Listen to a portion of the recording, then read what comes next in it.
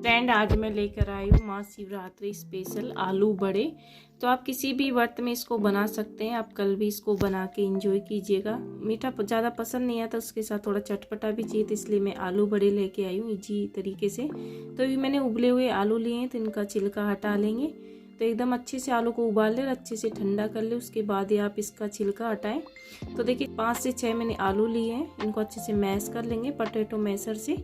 तो अच्छे से एक भी इसमें मोटे मोटे गुठलियाँ नहीं रहनी चाहिए।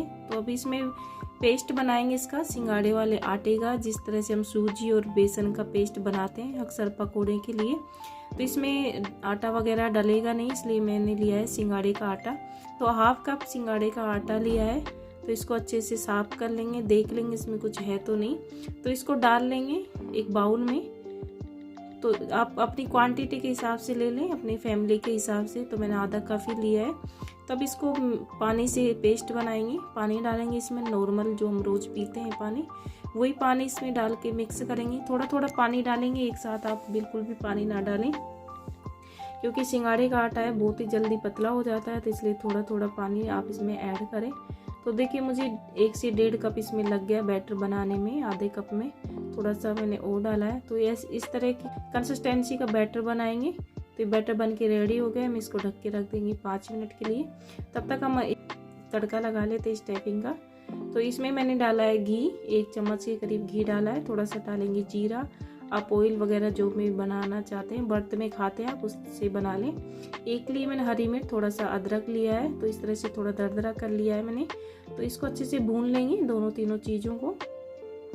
और भूनने के बाद इसमें डालेंगे हमारे मैश किए हुए आलू। तो अब आलू को भी इसमें डाल के अच्छे से मिक्स कर लेंगे तड़के में। तो देखिए सारे आलू मैंने डाल दें इसी से। आज आप इसमें पनीर भी डाल सकते हैं, अगर आपके पास पनीर है तो आप इसमें पनीर डाल लें। तो देखिए अच्छे से मिक्स कर लेंगे आलू को। फिर मसाले ऐड करेंगे। मसाले मैंने कम ही डाले जो हम व्रत में खाते हैं। सेंधा नमक डाला है 1 चम्मच के करीब। 1 चम्मच डालूंगी मैं इसमें काली मिर्च। बस व्रत में यही मसाले खाए जाते हैं। आपके पास जीरा है भुना हुआ, वो भी डाल लें।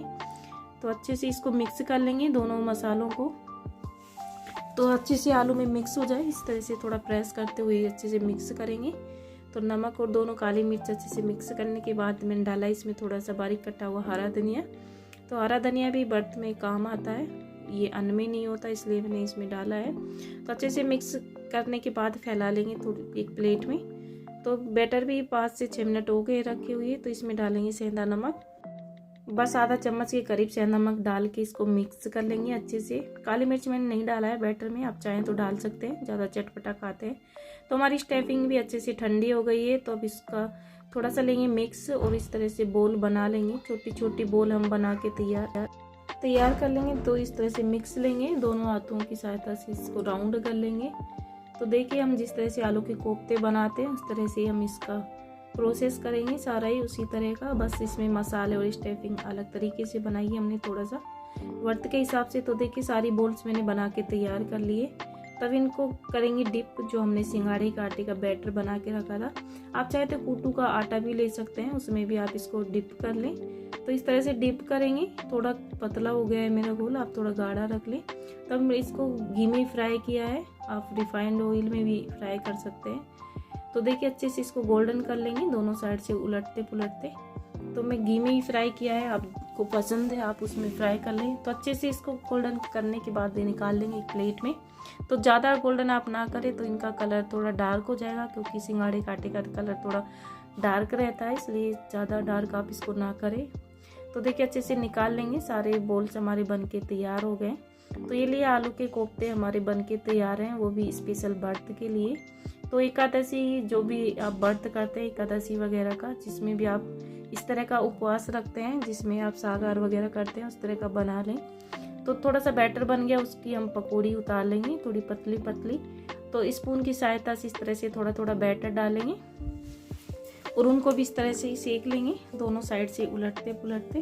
तो ये भी बहुत ही अच्छी और करारी हमारी पकौड़ी बन के तैयार हुई है। मिनटों में हमारा व्रत का खाना बनके तैयार हो गया। तो इसके साथ बनाएंगे हम हरे धनिया की चटनी। तो मैंने डंठल के साथ हरा धनिया ले लिया है साफ करके। आधा चम्मच काली मिर्च, आधा चम्मच सेंधा नमक डाल के थोड़ा सा पानी डाल के इसको पेस्ट बना लेंगे। तो ये लीजिए हमारी दोनों तरह के पकौड़े बन के तैयार हैं। तो सर्व कर लेते हैं एक प्लेट में।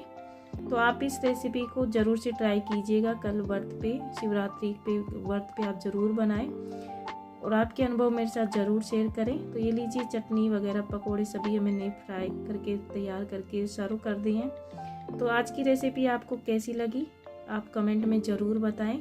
अगर आपको मेरी रेसिपीज़ वीडियोस पसंद आती है तो प्लीज़ लाइक शेयर सब्सक्राइब जरूर करें। Thank you, bye bye, take care. मिलते हैं एक मज़ेदार सी रेसिपी के साथ, तब तक टेक केयर।